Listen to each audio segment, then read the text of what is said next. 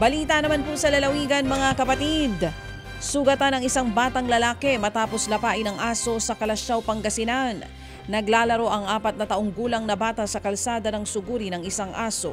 Kinagat ang biktima sa muka na nag-iwan ng mga sugat. Sinaklolohan naman ng mga residente ang biktima at naitakbo nga ito sa ospital.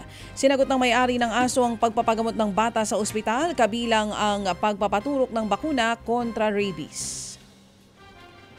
Nagliyab naman ang isang pampasaherong bus sa isang gasolinahan sa South Luzon Expressway. Ayon sa mga otoridad, galing sa Visayas ang bus. Pumarada ito sa isang gasolinahan sa Mamplasan, Sabinian, Laguna para nga sa stopover.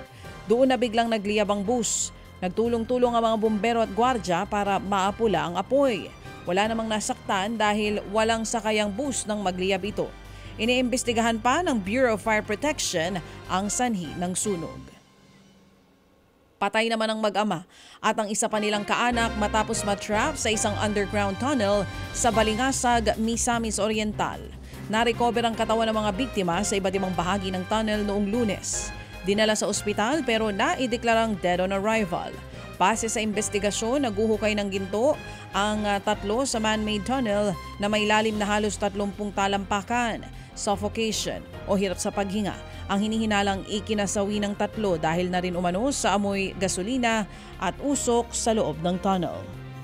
Ted Filon at DJ Chacha ngayon nasa Radyo 5 92.3 News FM Monday to Friday 6 to 10 a.m.